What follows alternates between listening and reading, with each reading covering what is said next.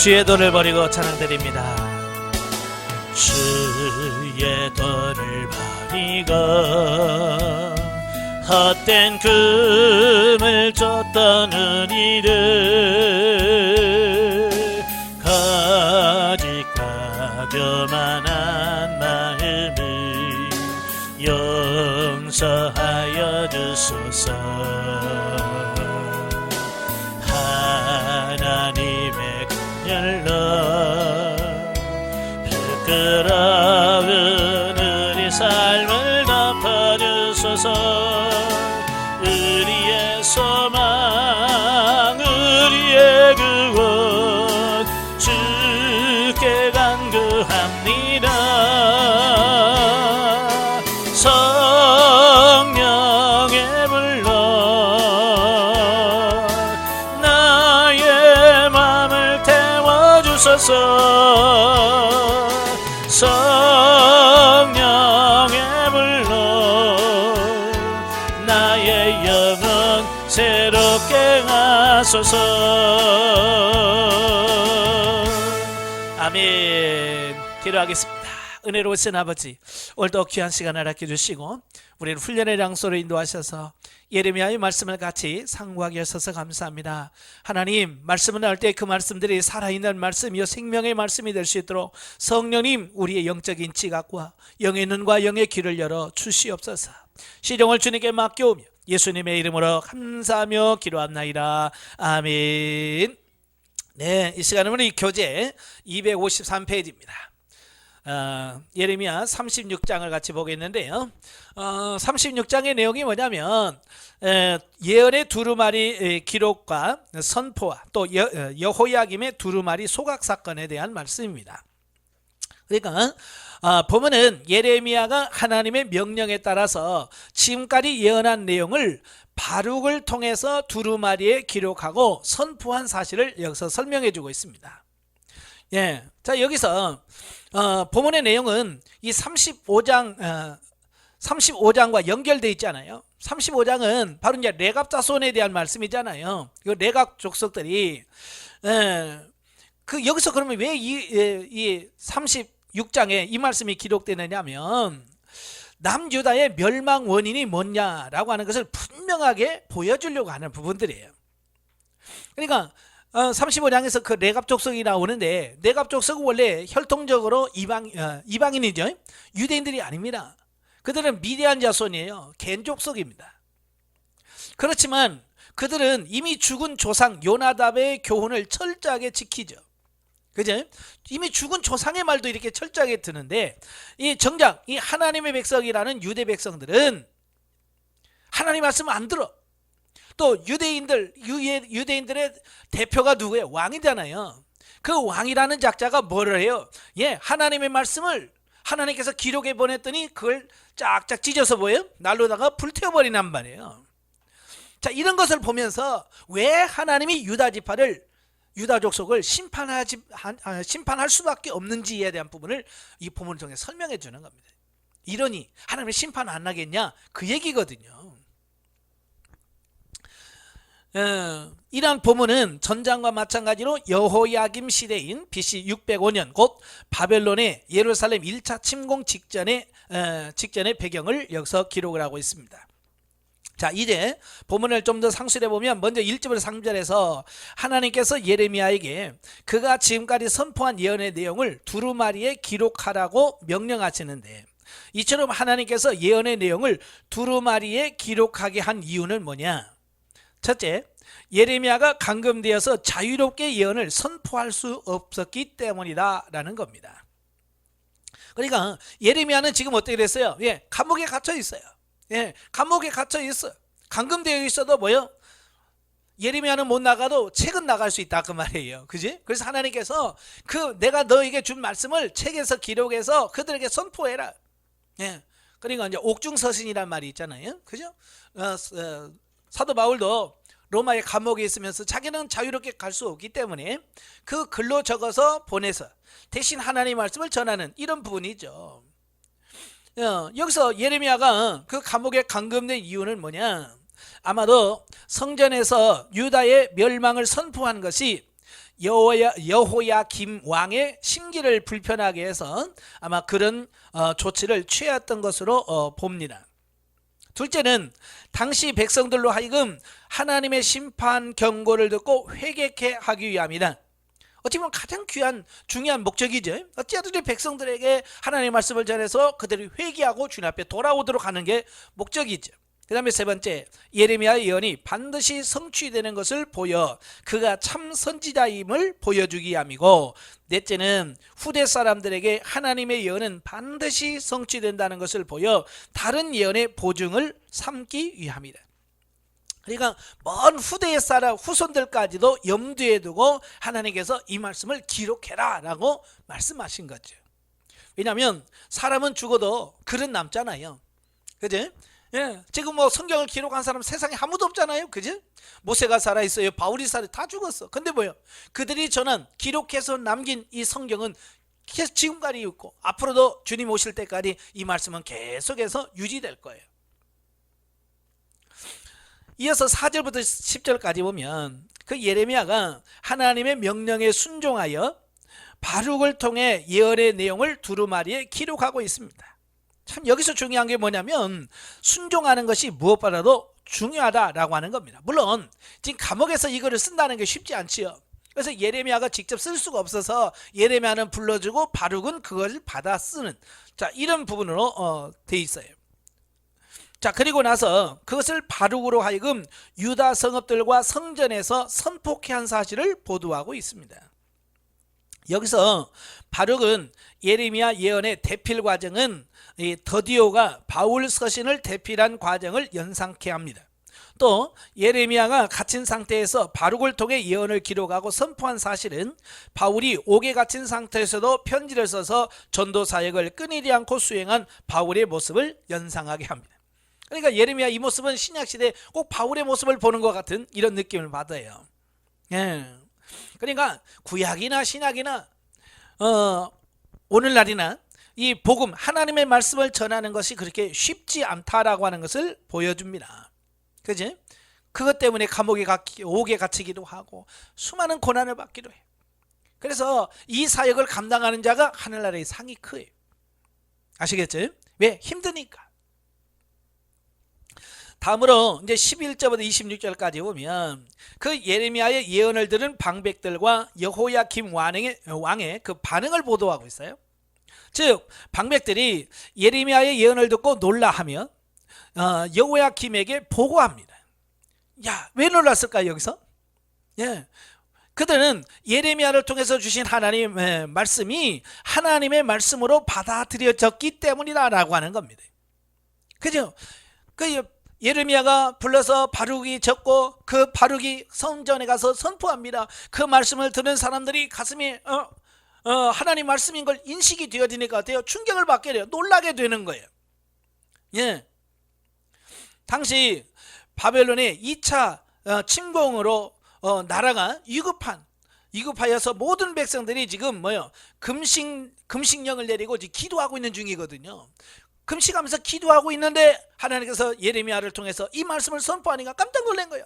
왜? 말씀하고 너무 딱 맞아 들어가거든요. 그래서 그걸 왕한테 보고합니다. 근데 문제는 뭐냐? 정작 유대 왕 여호야김이 그것을 대수롭지 않게 여겨버렸다는 거예요. 백성들은 그 말씀을 듣고 깜짝 놀라서 회개하려고 하는데 그걸 지도하는 왕이 그걸 대수롭지 않게 여기는 거예요. 그래서 예레미야가 쓴 두루마리 책을 쭉 읽으면 어때요? 칼로 쫙 찢어서 그래서 겨울에 난로불에다가 태워버리는 겁니다. 신하들이 아무리 말려도 안 들어요. 그건 뭐예요? 그들의 마음이 얼마나 완악했는가를 볼 수 있는 거죠. 그래서 그걸 다 읽고 나서 듣고 나서 바룩과 예레미야를 체포하도록 명령을 내립니다. 자, 여기서 두루마리를 소각한 여호야김의 태도는 성전 수리 도중 율법책을 발견하고 옷을 찢으며 회개했던 그의 부친인 요시야의 태도와는 정반대돼요. 그죠? 어떻게 그렇게 아버지를 닮는 것도 문제인데 너무 안 닮아도 문제예요. 그죠?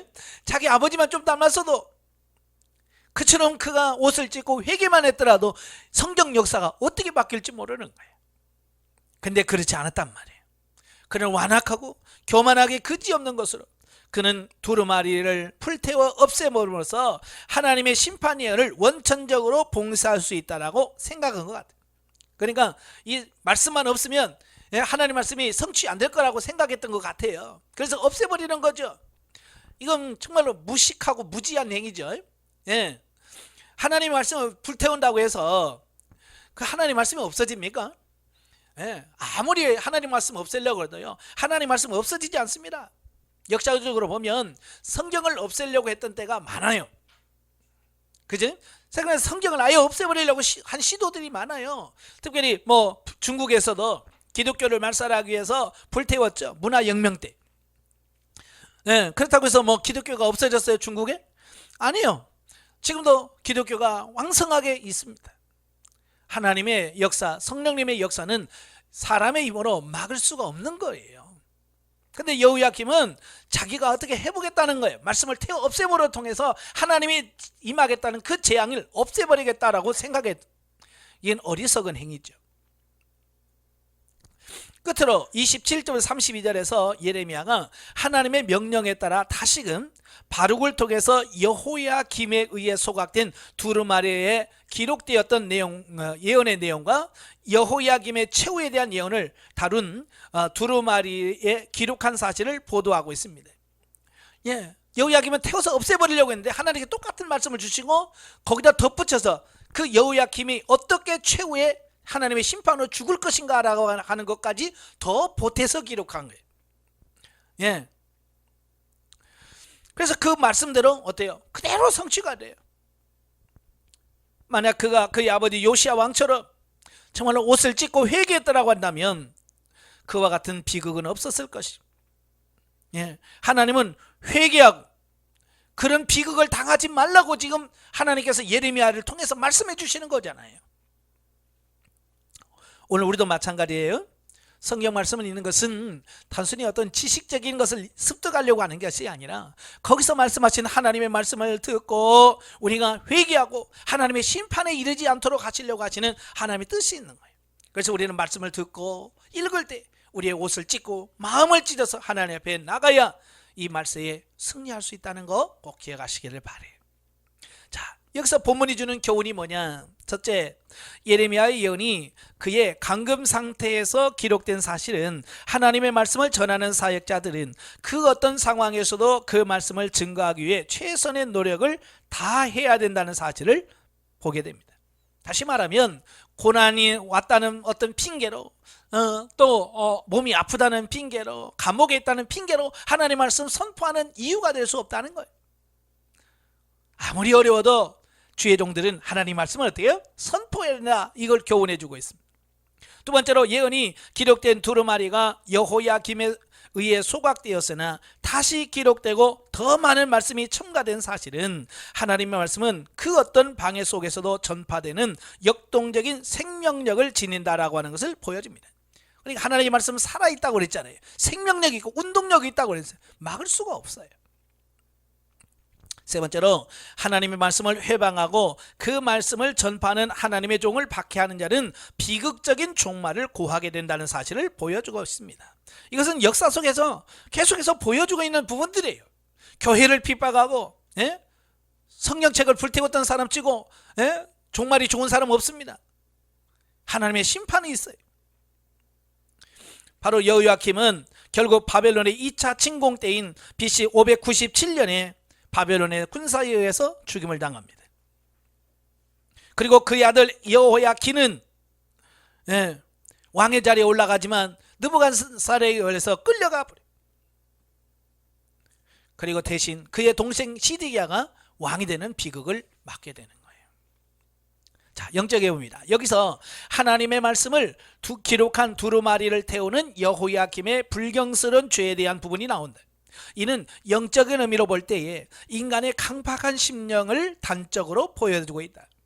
우리는 언제나 하나님을 거역하고 배반할 수 있는 강팍함이 늘 내재되어 있음을 발견하고 겸허한 마음으로 마음을 가져야 돼요.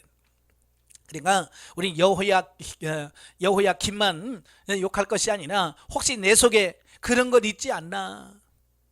우리 자신의 이런 속성은 없나? 우리 자신을 돌아보셔야 돼. 왜? 사람의 마음속에는요 이런 심보가 있기 때문에 그래요. 자, 37장으로 가지. 예레미야를 향한 시드기야의 기도 요청과 예레미야의 답변 및 투옥과 시드기야와의 1차 대면이 나옵니다. 그래서 여호야김도 악하지만 그의 동생 시드기야도 만만치 않아요. 예. 그래서 보면은 1절부터 10절에 보면 예루살렘 함락 위기에 직면한 시드기야가 하나님께서 예루살렘을 구원하도록 기도해 줄 것을 예레미야에게 요청한 사실과 그에 대한 예레미야의 답변입니다. 그러니까 보면은 바벨론의 3차 침공 때, 3차 침공 때에 일어난 사건이다라고 보면 돼요. 전에도 말씀드렸지만 예레미야는요 이 순서대로 기록이 안 돼 있어요. 왔다 갔다 해요. 그래서 이걸 잘 정리를 해야지, 그렇지 않으면 많은 사람 혼돈합니다. 이게 어느 때인가. 자, 이를 좀 더 구체적으로 상수해 보면 1절과 2절은 시드기야가 바벨론 왕에 의하여 유대 왕으로 즉위한 사실과 시드기야 및 유다 백성들이 바벨론의 주권에 복종하라는 예레미야의 권고에 불순종한 사실, 또 3절부터 5절은 시드기야가 하나님께서 예루살렘을 구원해 주시도록 예레미야에게 기도해 줄 것을 요청한 사실과 애국군의 진격으로 바벨론 군대가 예루살렘 포위를 풀고 잠시 물러난 사실을, 그 다음에 6절부터 10절에 보면 시드기야의 기도 요청에 대한 예레미야의 답변으로 유다를 돕기 위해 진군하던 애굽 군대가 철수하고 바벨론 군대가 다시 예루살렘을 포위하여 멸망시킬 것을 예언한 사실을 보도해 주고 있습니다. 자, 이걸 역사적 배경을 보면 바벨론 군대가요 예루살렘을 포위함으로써 유다의 요청을 받고 애굽 군대의 진격으로 그 예루살렘에 대한 바벨론 군대의 포기가 잠시 풀려진 BC 587년이다 라고 보면 돼요. 그러니까 예레미야는요 계속해서 끊임없이 뭘 말하냐면 애굽을 의지하지 말고 하나님께 회개하고 바벨론에게 항복할 것을 권면합니다. 그죠? 근데 유다와 이 시드기야 왕은 그 예레미야의 말을 안 들어요. 그래서 결국 애굽에다가 도와달라고 사신을 보내요. 구원 요청을 보냅니다. 그러니까 애굽은 유다를 돕기 위해서 군대를 보냅니다. 그런데 이미 세계 역사는 이미 기울었어요. 어디로? 바벨론으로 딱 기울었어요. 그러니까 애국 군대가 와도 바벨론에게 상대가 안 돼요. 그래서 애국 군대가 바벨론과 싸우러 왔다가 제대로 싸워보지도 못하고 도망가 버려요. 그러니까 유다 백성들은 애국 군대가 오고 바벨론 군대가 그 애국 군대가 싸우기 위해서 포위를 푸니까 야 이제 다 됐다, 이제 끝났다 라고 생각했는데 어때요? 애국 군대가 패해서 도망가 버리고 다시 포위를 하는 이런 모습을 통해서 얼마나 실망했겠어요. 주제하다시피 시드기야는요 바벨론 왕 느부갓네살에 의하여 왕으로 옹립되었음에도 불구하고 즉위 초부터 줄곧 반바벨론 정책을 추진하였는데 이는 바벨론의 주권을 인정하고 거기에 복종하기를 거듭 촉구한 예레미야의 권면에 정면으로 반대되는 행위라고 하는 거예요. 자, 우리 안에는요 이 청개구리 기질이 있잖아요. 그죠? 가라 그러면 안 가고, 가지 마라 그러면 가고, 하지 마라 그러면 기어코 하고, 하라 그러면 또 기어코 안 해. 이런 기질이 우리 안에 있습니다. 이걸 처리하셔야 돼요. 결국 유다는 바벨론의 침공을 받아서 예루살렘이 함락 위기에 처하게 됩니다. 바로 그런 상황에서 평소 예레미야를 박해하고 그의 권면을 이런 지하에 일축해버린 시드기야였지만 국가와 자신의 생명의 존폐 위기에 처하자 예레미야에게 예루살렘의 구원을 위하여 기도하도록 요청을 합니다. 다 해도 안 되니까 이제 시드기야한테 예레미야에게 와가지고 야, 좀 우리 좀 구해달라고, 너 좀 하나님께 기도해라 라고 요청을 하는 겁니다. 꼭 사람들은 꼭 그래요. 평소에는 안 하다 꼭 죽을만 하거나 어떤 고난 속에 들어가면 죽겠다 싶으면 꼭 하나님께 나와서 기도합니다. 그러나 그의 이러한 요청은 진심으로 하나님을 구하고 그의 뜻에 순복하려는 마음이 전혀 담겨있지 않았다라고 하는 겁니다. 그죠? 하나님께 야 기도해서 우리 좀 살려달라고 해라 라고 하지만 그 마음속에는 정말로 회개하고 돌이켜서 하나님께 돌아가기 위해서가 아니라 그 문제만 해결되기를 원하는 얄쌍한 그 인간의 마음이 그 안에 담겨져 있더라는 겁니다. 그래서 뭐예요? 그는 단지 하나님께 가려고 하는 것이 아니라 직면한 위기를 모면하고자 한 것뿐이라고 말입니다. 대부분의 사람들이 다 그래요. 예, 평소에 기도 안 합니다. 기도 안 하다가 뭐 고난 속에 오면 기도하는 척하고요. 목사님 기도해 주세요. 뭐 집사님 기도해 주세요. 뭐 기도 요청을 많이 해요. 그러다가 그 문제가 해결되면 어떻게 해요? 다시 또 옛날로 돌아가. 왜? 그가 진심으로 회개하지 않았기 때문에 그런 거예요. 이 시드기하고 또 뭐 다를 바가 뭐가 있겠어요. 예. 다시 말하면 순종은 안 하면서 문제가 해결되기만을 바라는 그런 도둑놈 심보가 우리 안에 있는 거예요. 하나님은 그런 우리의 중심을 알기 때문에 안 들어줘요. 그런 기도는 안 들어준다고 말이에요. 그는 아마도 하나님께서는 참 선지자인 예레미야의 기도를 들으시고 유다를 돕기에 출정한 애굽 군대를 통해 바벨론 군대를 유다 땅에서 완전히 몰아주기를 기대했던 것 같아요. 자기 기도는 안 들어주지만 그래도 하나님은 예레미야 기도는 들어줄 거야 라는 거죠. 성도들도 대부분 그래요. 그죠? 저도 그래요. 목사님 기도 좀 해주세요. 아니 본인이 기도해야죠. 그러면 아이고 하나님 목사님 기도 잘 듣잖아요. 그러면서 목사님이 기도해야 잘 들어주죠. 그러면서 자기는 기도 안 하면서 이 시드기하고 다를 바가 뭐 있어요. 그죠? 똑같아요. 근데 그런 마음을 간파한 예레미야는 그의 요청을 단호히 거절해 버립니다. 왜? 안 들어줄 걸 뻔히 아니까. 하나님의 뜻은 아니니까. 그는 거절하면 물론 애굽 군대의 진격으로 예루살렘 포위한 바벨론 군대가 일시적으로 예루살렘 포위망을 풀음으로써 한가닥 희망을 가졌던 시드기야에게 바벨론 군대에 의한 예루살렘 함락을 재차 예언해 버립니다. 왜? 이건 하나님의 뜻이요, 하나님의 계획이에요. 이건 바꿀 수가 없는 거예요. 유일하게 바꿀 수 있는 길이 있다면 뭐예요? 회개하고 오는 길밖에 없어요. 하나님의 뜻을 바꿀 수 있는 길은요, 회개하면 바꿔요. 그 성경에서 여러 번 나오잖아요. 특별히 대표적인 예가 요나서에서 니누에 하나님께서 분명히 말해서 40일 후에 이 성이 무너지리라 그랬어요. 근데 왕으로부터 시작해서 모든 백성들이 금식하면서 울면서 회개하니까 하나님께서 뭐예요? 그 계획을 처리하셨잖아요. 예, 회개하면 하나님의 계획은 처리됩니다. 그러나 회개하지 않고요, 하나님의 계획을 처리할 수 있기를 바라는 것은 이건 안 돼요. 이러한 내용의 본문은 오늘날 우리들에게도 성도들은 하나님의 뜻에 거스리는 기도는 해서는 안 된다는 것. 예, 아무리 기도해도요, 하나님의 뜻을 거스르는 기도는 응답이 안 돼요. 또 하나님의 뜻은 인간적인 방법으로 변개시킬 수 없다는 사실을 교훈해 줍니다. 예, 인간의 힘으로는 바꿀 재간이 없어요. 그저 하나님 앞에 엎드려서 회개하고 돌아오면 용서가 되지만 그렇지 않으면 방법이 없습니다.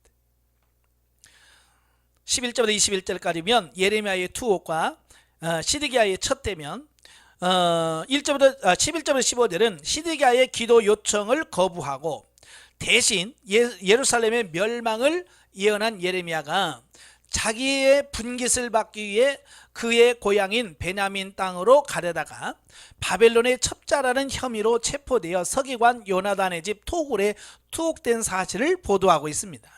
자, 여기서 예레미야의 첩자 혐의는 그가 평소 유다가 바벨론에 복종하는 것이 하나님의 뜻이라고 선포한 사실을 곱지 않은 눈으로 지켜보던 자들의 음모라고 하는 것은 두말할 나위가 없습니다. 그러니까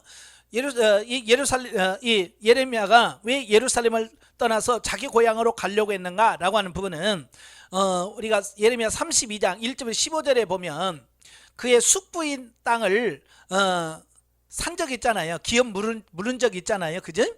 이제 그 땅에서 그 땅을 이제 자기 소유권을 넘기려고 분깃을 받으려고 가려고 하는 겁니다. 근데 평소에 예레미야를 미워했던 사람들이 그 예루살렘을 떠나려고 하니까 너 지금 바벨론 왕한테 가서 너 첩자 노릇 하려고 하지? 라고 하는 누명을 씌우는 겁니다. 전혀 예레미야는 그런 의도도 없는데 그렇게 씌우는 겁니다.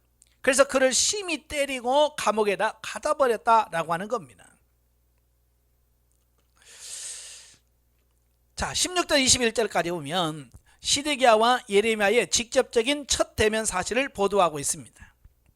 시드기야가 예레미야를 불러서 하나님의 뜻을 물은 데 대하여 예레미야가 예루살렘의 멸망을 재차 반복하여 예언한 사실이 16절 17절에 나옵니다. 여러분, 시간이 지난다고 해서 하나님의 뜻이 바뀔까요? 예? 시간이 지나면 하나님의 뜻이 바뀌어요? 안 바뀝니다. 예.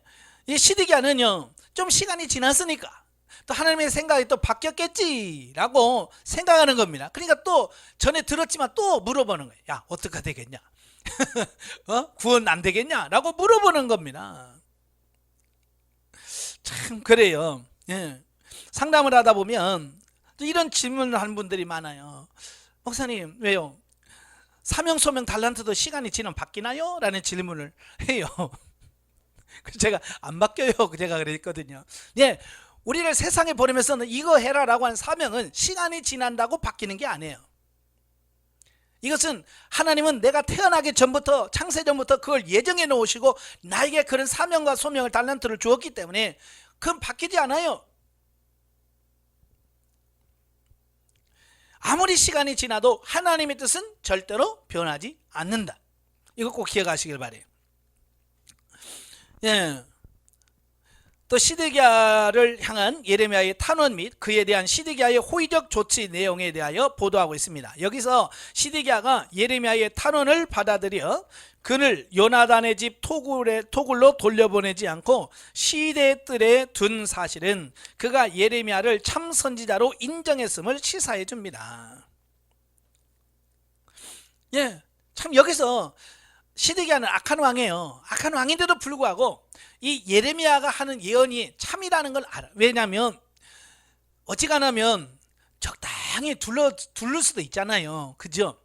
근데 이 예레미야는 감옥에 가고 죽는다 그래도 하나님의 뜻을 이렇게 좀 좋게 포장을 해서 말을 안 해요. 그걸 보면서 시드기야가 얘가 참 선지자이긴 선지자인데 그걸 아는 거죠. 그러니까 죽이지는 못하고요. 그의 말을 좀 듣긴 들어요. 회개하는 걸 들었으면 오직이나 좋겠어요. 그죠? 예. 자, 그럼에도 불구하고 그가 예레미야를 완전히 석방하지 않은 것은 그가 하나님보다도 사람을 더 두려워했음을 반영해 줍니다. 왜냐하면 그 유대의 그 신하들 중, 왕의 신하들 중에서 친애굽파들이 많이 있었거든요. 예, 친애굽파들이 많이 있는 거예요. 그러니까 이 시드기야는 그 예레미야를 살려두었다가 그 친애굽파의 그 사람들의 밖에 나가면 자꾸 힘들거든요. 그러니까 사람의 눈치를 보는 거예요.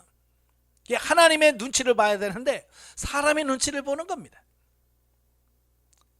신약시대에 똑같은 사람이 나오죠? 누구예요? 빌라도예요. 빌라도가 뭐예요? 야, 얘 죄 없다. 그걸 풀어주려고 해요. 근데 백성들이 뭐라고 그래?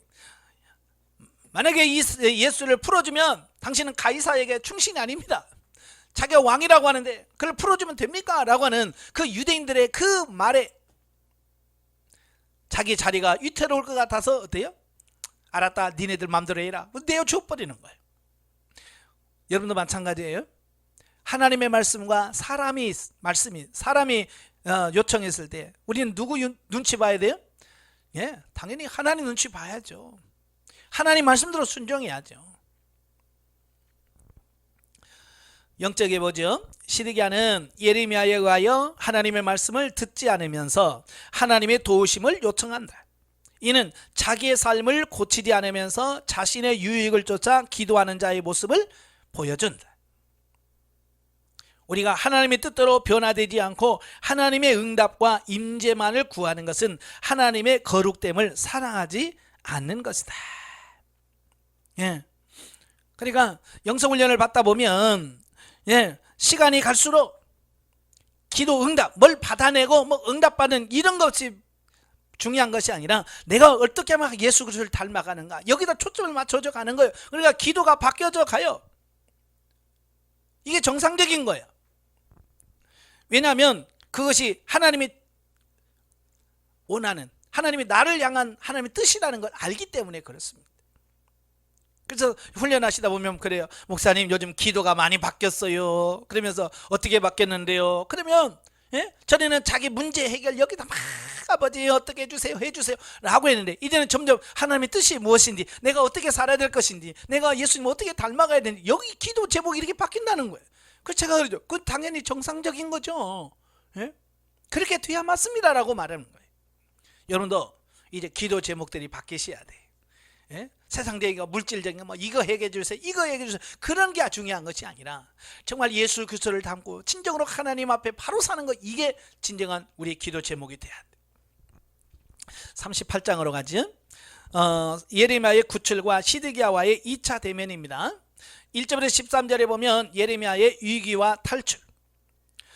보면은 예레미야가 유다의 방백들에 의하여 진흙 구덩이에 던져졌다가 구출된 사실에 대한 언급으로 좀 더 구체적으로 살펴보면 1절부터 6절에서는 예레미야가 방백들에 의해 진흙 구덩이에 갇힌 사실을 보도하고 있습니다.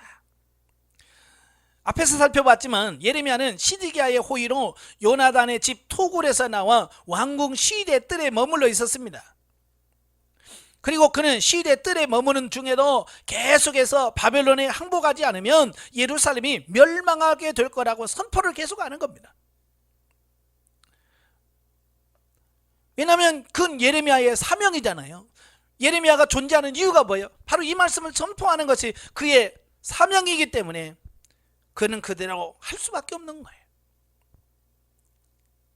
이런 그의 메시지가 반바벨론파, 그게 친애굽파죠. 친애굽파 사람들의 거센 반발을 사슬이라고 하는 것은 능히 짐작할 수 있습니다.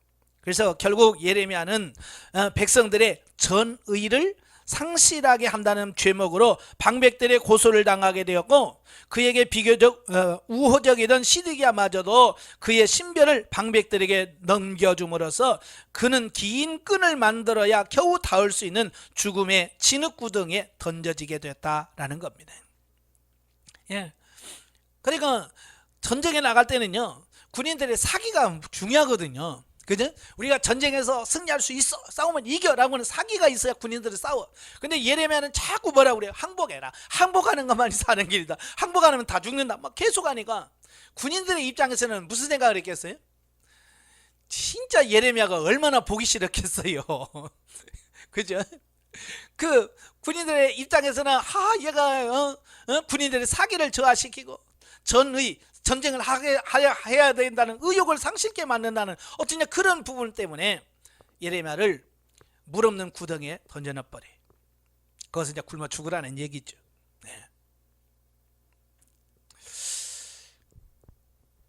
자, 그리고 7절부터 13절에 보면 이제 진흙 구덩이에서 기아와 흑암으로 거의 죽음 위기에 직면한 예레미야가 구수 출신 환관이었던 에벤멜렉의 필사 노력으로 진흙 구덩이에서 구출되어 다시 시대 뜰에 머물게 된 사실을 보도하고 있습니다. 참 보면 하나님께서는 위기 상황, 그죠? 죽을 때 되면 하나님께서는 꼭 그를 돕는 사람을 세워요. 그래서 그를 구원해내는데요, 이번에는 유대인이 아닌 이방인, 구수 출신인 환관 내시죠. 내시 에벤멜렉을 통해서 구해내는 거예요. 자, 이걸 보면 이스라엘 사람 중에 의인이 얼마나 없었으면, 그지? 하나님이 쓰실 만한 사람이 없는 거야, 유대인 중에는. 그래서 하나님께서는 이방인을 들어서 그를 사용하시는 이런 부분들을 보게 되죠. 그래서 예레미야를 구출하기 위한 이방인 에벤멜렉의 필사의 노력은 한결같이 예레미야를 죽이려 한 유다인들의 모습과 매우 대조적이라고 하겠는데, 그의 이러한 행위는 하나님께 의롭게 여겨져서 예루살렘 멸망 당시 대부분의 관리가 죽음을 당하는 와중에도 생명을 보존하는 축복을 받게 되었다. 바로 자기의 죽음을 무릅쓰고 왕한테 가서 간청을 해서 하나님의 종을 살려줬단 말이에요. 그러니까 하나님께서 그도 죽을 수 있는 상황 속에서 그를 구원해 주셨어요. 왜? 하나님은 그의 행한 대로 갚아주시는 하나님의 은혜가 여기서 그대로 드러나는 겁니다. 14절부터 28절까지 보면 그 시드기야와 예레미야의 두 번째 대면입니다.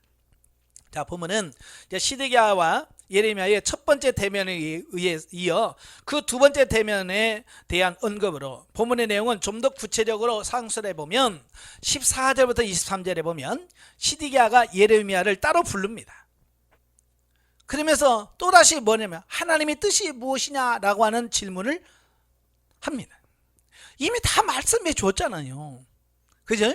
하나님의 뜻은 이미 다 말씀해 주었어. 근데 또 물어. 자, 여기서 이 시드기야가 예레미야에게 하나님의 말씀을 뜻이 뭐냐라고 또 묻는 이유가 뭐겠어요? 예, 하나님의 말씀에 순종하기 싫은 거예요. 사실은 하나님의 말씀에 순종하기 싫은 거예요. 그래서 순종하기 싫으니까 또 묻는 겁니다. 자, 우리도 그러잖아요. 누가 무슨 일에 시켰대. 내가 좋은 일이면 네 하고 가잖아요. 근데 하기 싫어. 하기 싫으면 또 묻잖아. 예를 들어서 애들한테 이거 먹어 그러면 먹고 싶을 때는 뭐야? 네 하고 먹잖아. 근데 먹기 싫을 때는 뭐요? 먹어야 돼요? 야 먹어. 그래. 이거 꼭 먹어야 돼요? 어디 가 그러면 꼭 가야 돼요? 이 묻잖아요. 이건 뭐예요? 난 지금 하기 싫다는 얘기거든요.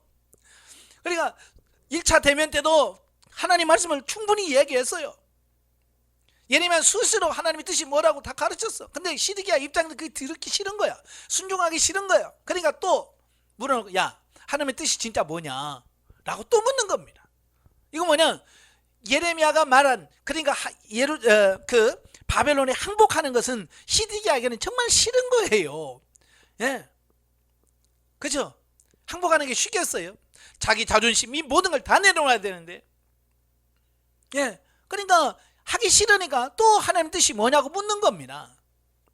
이것은 그가 정작 하나님의 뜻에 순종하고 싶지 않다라는 것을 의미하고 있습니다.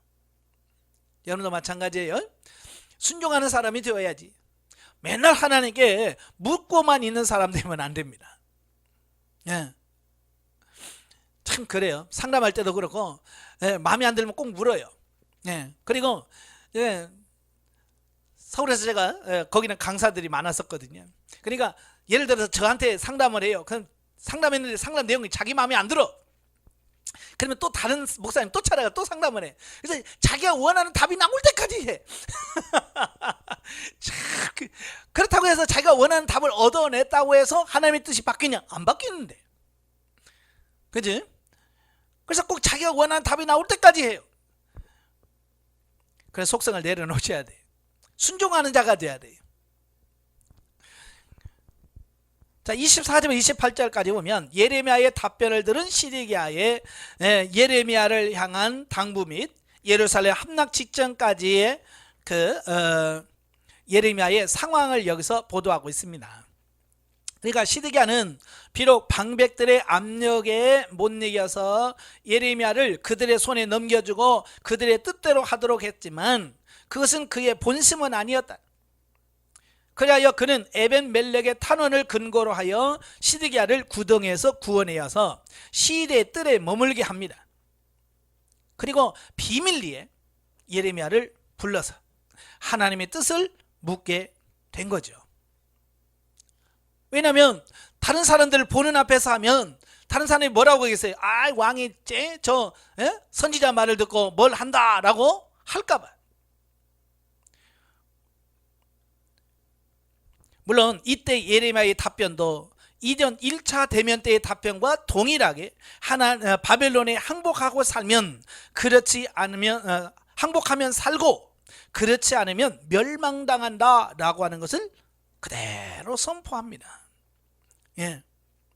아까도 말했지만 하나님의 뜻은 시간이 간다고, 시간이 지난다고 바뀌는 게 아니에요. 환경이 바뀐다고 하나님의 뜻까지 바뀌는 건 절대로 아닙니다. 하나님의 뜻은 변함이 없어요.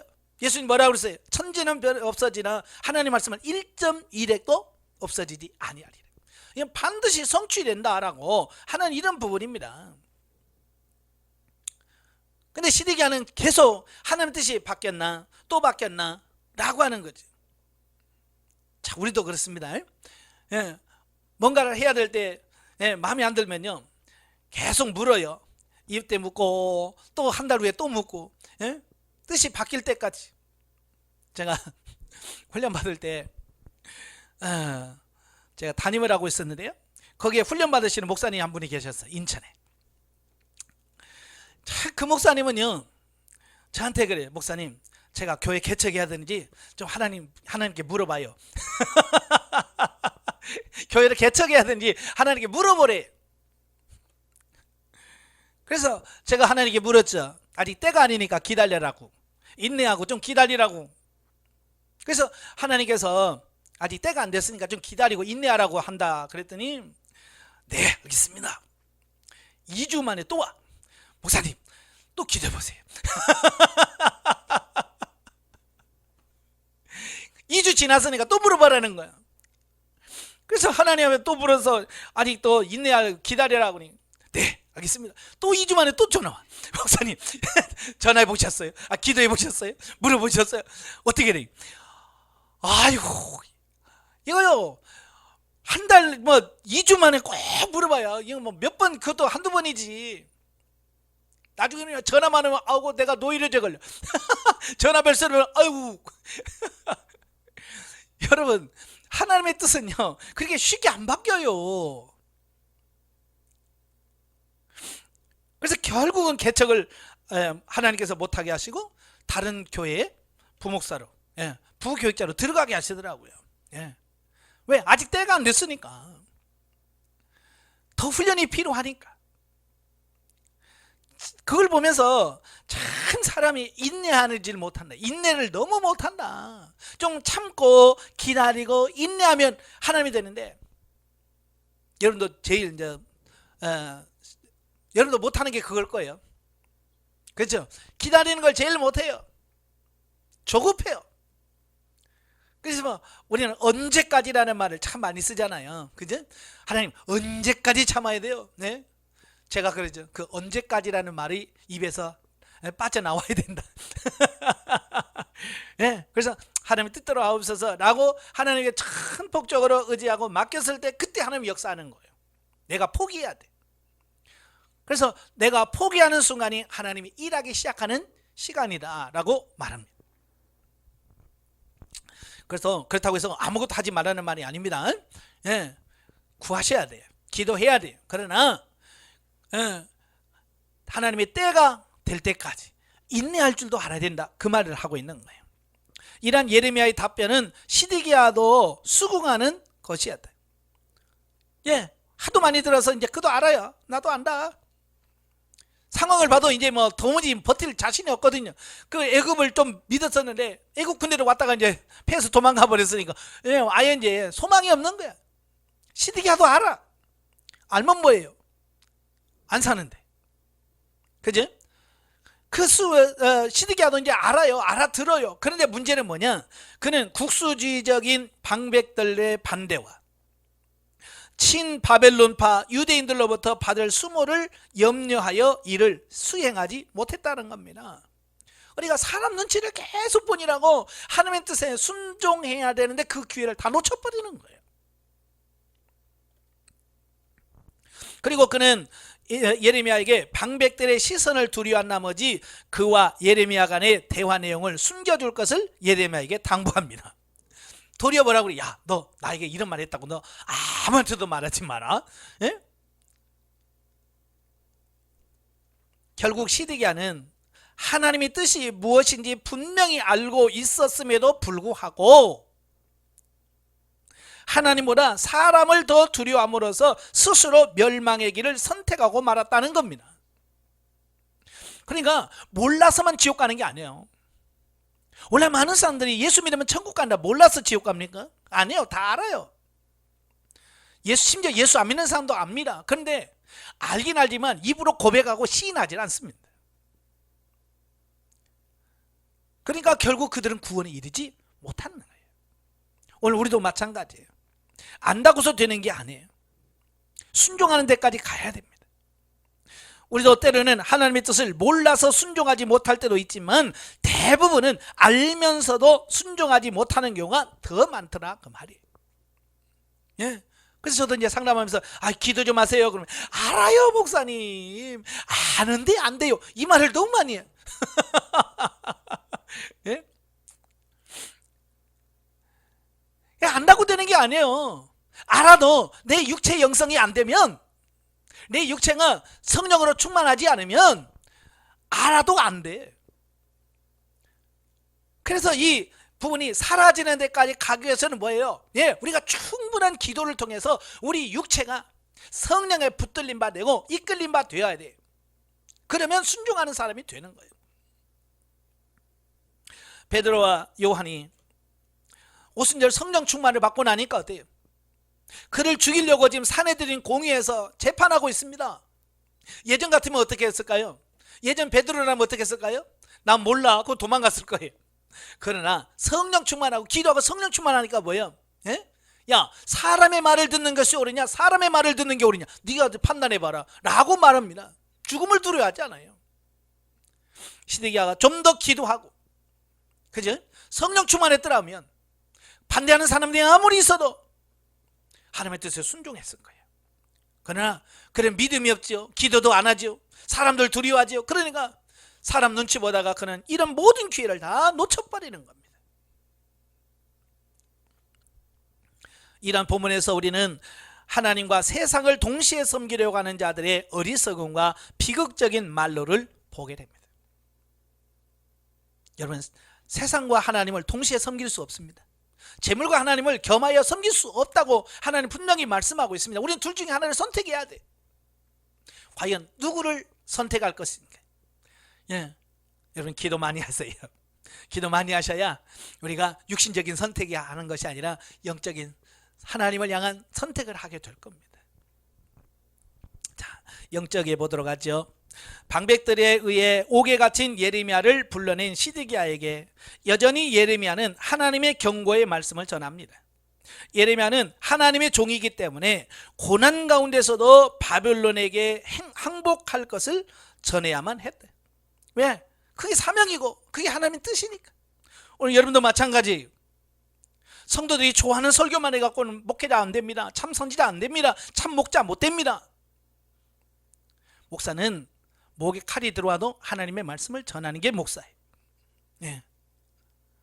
그래 대부분이 사람 눈치 보면서 사람 듣기 싫은 소리는 안 하고요. 비유 맞추는 설교한단 말이에요.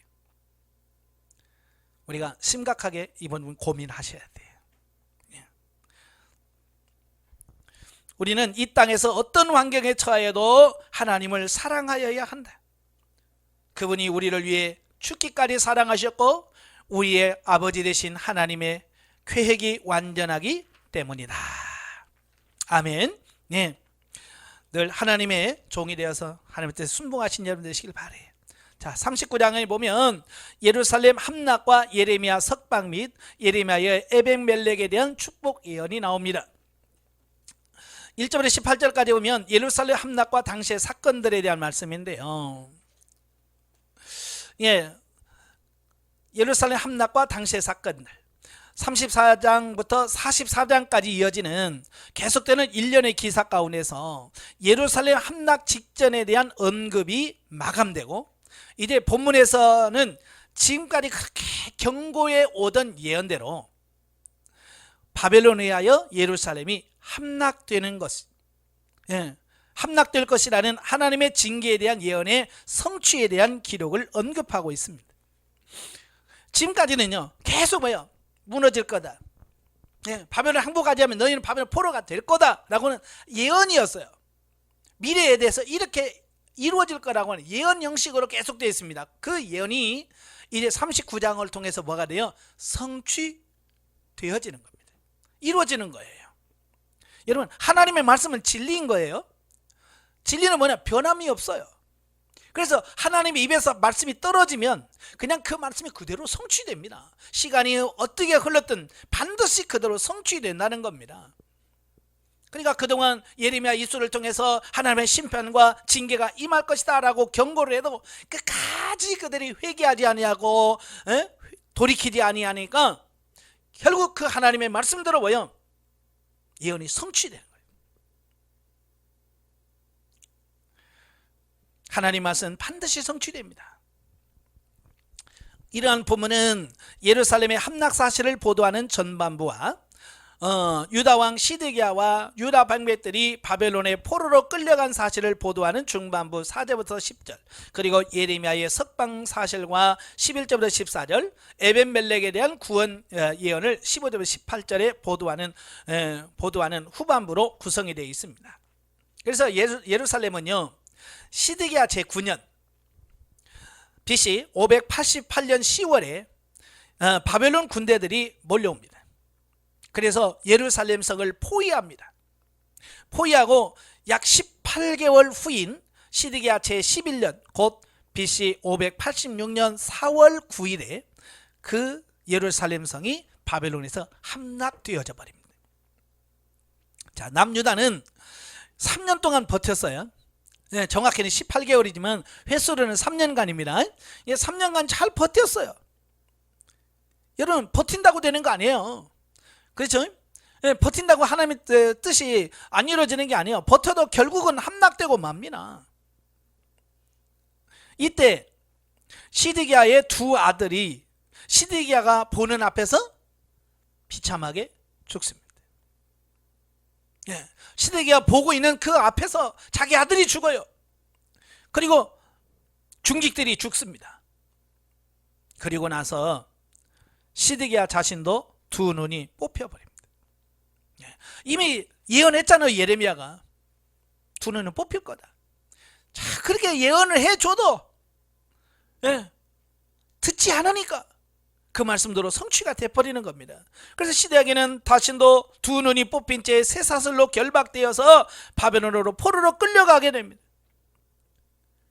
거기서 비참하게 죽음을 당합니다. 여러분, 바벨론 사람의 입장에서 보면 얼마나 얄밉겠어요, 시드기야가. 그죠? 왜냐하면 바벨론 왕 느부갓네살이 그 시드기야를 왕으로 세워놨잖아요. 그죠? 사실은 시드기야는 왕 될 자격이 없어요. 왕족이긴 하지만 그 왕의 대를 이어서 해야 되는데 대를 잇질 않았어요. 그죠? 왜냐하면 여호야김이 그 요시야 왕의 맏아들이에요. 맏아들. 그런데 그가 2차 침공 때 죽어요. 그리고 18살 된 그의 아들 여호야킨이 왕이 됩니다. 근데 3개월 만에 끌려가 버리죠. 18살 되니까 자식이 없죠. 그죠? 후대가 없는 거예요. 왕의 뒤를 이을 후손들이 없는 거예요. 그래서 그의 숙부이고 여호야김의 동생인 시드기야를 느부갓네살 왕이 왕으로 세워놓은 거예요. 왕족이니까. 그럼에도 불구하고 그 은혜를 모르고 계속해서 반역을 하려고 했던 이런 부분 통해서 느부갓네살도 화가 났겠지만 3년 동안 그걸 포위하고 있는 그 바벨론 군인들도 얼마나 화가 났겠어요. 그죠? 전쟁 중이라 집에도 휴가도 못 가고 그렇잖아요. 그 타국에서 3년 동안 그 성주에서 전쟁을 하려고 생각해봐요. 얼마나 얄밉겠어요. 그러니까 함락되자마자 무참하게 사람들을 죽이고 성전을 불살라버리고 성벽을 다 헐어버리는 이유가 뭐예요? 어찌 보면 바벨론 사람 입장에서는 이가 갈리는 거죠. 그죠? 이것들이 그러면서 그 분노가 다 성벽을 다 무너뜨리고 성전을 불태워버리고 한 부분에서 드러나게 되네요.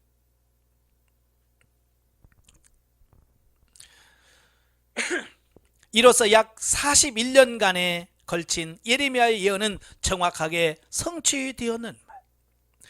자, 예레미야가요 선지자 노릇이 굉장히 오래 합니다. 52년간인가 해요. 그러니까 지금 선지자가 되어서 41년 동안 끊임없이 계속 외쳤던 게 뭐예요? 회개하라. 그렇지 않으면 바벨론에 포로가 되고 끌려갈 거다. 이걸 41년 동안 외쳤어. 근데 하나도 안 들어. 여러분도 설교 좀 하다 보면요, 이제 목회해 보세요. 한 2, 3년 하면요, 한계가 와요. 그 한계가 뭐냐면, 아무리 설교도 성도들이 변화되지 않는 걸 보면요, 한계가 와요. 저도 처음에 강도세대 개척해서 2년 목회하니까요, 한계가 오더라고요. 그 한계가 뭐냐, 아무리 설교해도 안 변하는 거야. 그러니까 막 서로 사랑합시다 그러면 아멘은 어디서 배웠는지 잘해. 아멘 아멘. 그런데 오늘 예배 끝나고 나면 또 싸우고 말다툼하고 막 그래요. 도대체 이 인간들이고 내가 어떻게 목회를 하지 막. 그러니까요, 이게 내가 그때가 33살이었거든요 내가 70살 때까지 그 사람들 데리고 목회를 할 생각하니까 머리가 막 지끈지끈 아픈 거예요. 도대체가. 예?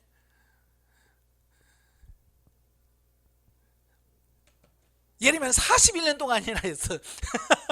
나는 2년 만에 아이고 못하겠다 그랬는데, 예레미야 41년 동안을 똑같은 설교를 해도 안 들어먹어. 앞으로 이제 여러분도 그럴 거예요.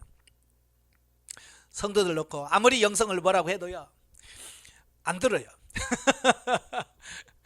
저도 이제 하나님도 목회하면서 우리 교인들한테 등록한 영성을 하시라고 하면, 아유 됐어요, 그냥 목사님 설교만 들으면 되죠 뭐. 안 해요. 징그럽게 안 들어. 네.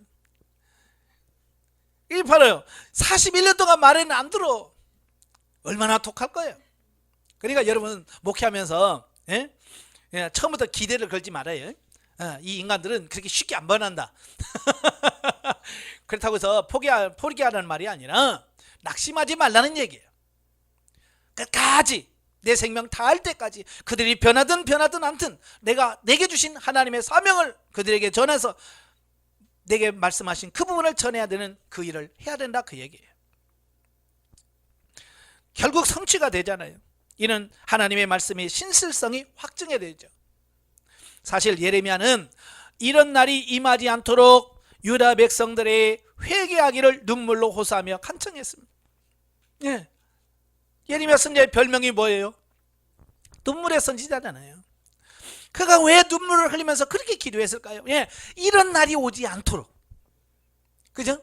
이런 비극이 그들에게 임하지 않도록 하기 위해서 그렇게 눈물을 흘리면서 회개를 외쳤지만 끝내 그들은 안 들어.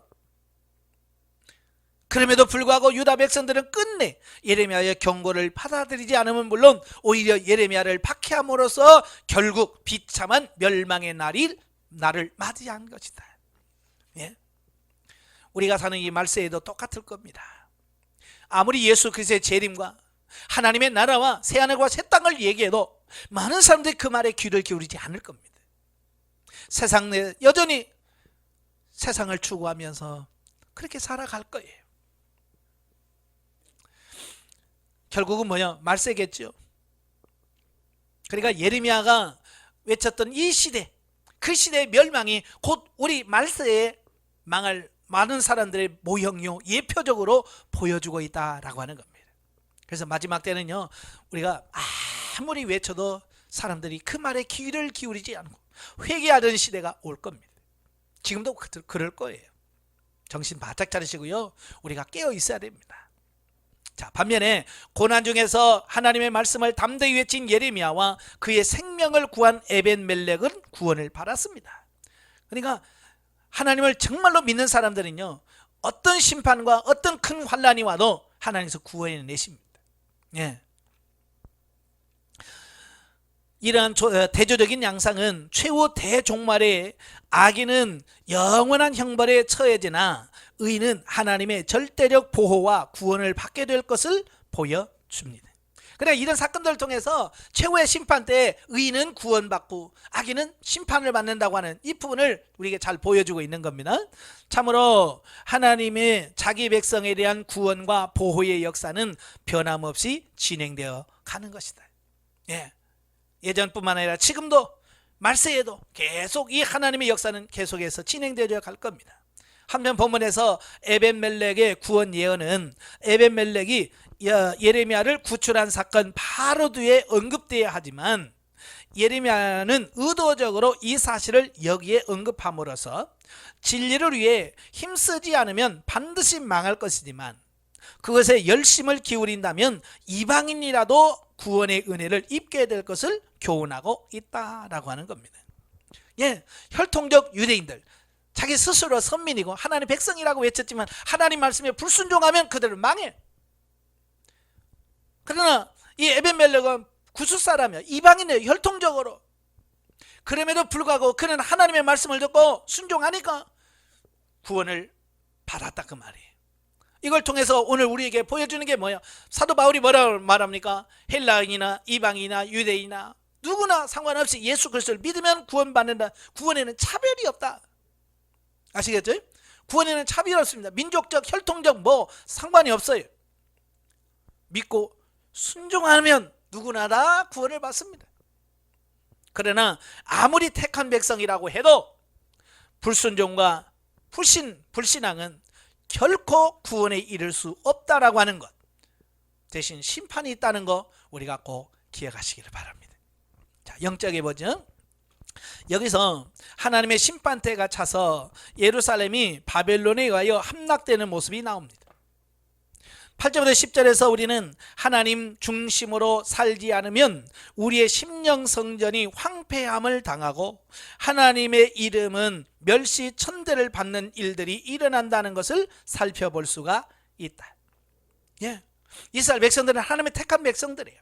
그러나 하나님의 말씀도 살지 않으니까 그는 세상에서 멸시와 천대를 받게 되는 이런 부분들을 보게 됩니다. 그래서 저와 여러분들이 하나님의 백성들로 살지 못하면 우리가 역시 똑같을 거다라고 하는 것을 꼭 기억하십시오. 지금 오늘 이 시대가 교회가 욕을 얻어먹는 시대잖아요. 그지? 세상 사람들의 손가락질을 받는 시대예요. 하나님이 안 계셔서가 아니잖아요. 하나님의 능력이 없어서가 아니잖아요.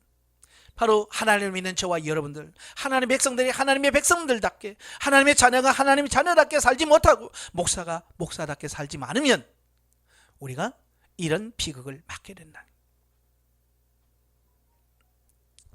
우리에게는 하나님을 늘 거역하고자 하는 속성이 있기에 영적 이스라엘 백성인 우리가 이 땅에 머무는 동안에 늘 성령 하나님에 의한 훈련이 꼭 필요하므로 때로는 육신의 고통이 양약이 된다. 그러니까 하나님께서 우리를 고난을 주시고 고통 가운데 빠지게 하시는 것은 우리가 결코 미워서 아니에요. 우리를 어찌하든지 바로 세우고 회개시켜서 하나님의 참 자녀답게 살도록 하기 위한 하나님의 훈련 과정인 거예요. 그래서 우리가 고난 중에 감사하고 기뻐하면서 그 과정을 잘 통과할 수 있는 삶이 되셔야 돼요. 그래서 정말 그 사람의 믿음이 어디서 나오느냐? 고난 중에 있을 때 그가 어떤 모습으로 어떤 자세로 그 고난을 통과하느냐가 여러분이 정말 믿음이 있느냐 없느냐라고 하는 것이 달라져요. 고난이 왔을 때 그걸 기뻐하고 도리어 그걸 감사하면서 기도하면서 가는 여러분 되시기를 바라요. 그래야 하나님 앞에 가서 칭찬받는 여러분이 될 겁니다. 기도하겠습니다. 은혜로우신 아버지, 오늘 예레미야를 보면서 참 많은 것을 깨닫습니다. 그 시대가 악했던 것처럼 이 시대도 악하며 그 시대 백성들이 하나님의 말씀을 듣지 않는 것처럼 이 시대도 많은 사람들이 하나님의 말씀을 듣지 않습니다. 이와 같은 때에 예레미야는 눈물을 흘리면서 그 말씀을 끝까지 전했던 것처럼 오늘 이 시대도 우리가 하나님 앞에 울며 기도하면서 이 사명을 잘 감당할 수 있는 우리 모두가 되어지게 하옵소서. 행여라도 우리가 낙심할까 두렵사오니 하나님 낙심하지 않게 하시고 끝까지 주님 말씀 붙들고 승리하는 우리 모두가 되어지게 하옵소서. 예수님의 이름으로 감사하며 기도합나이다. 아멘.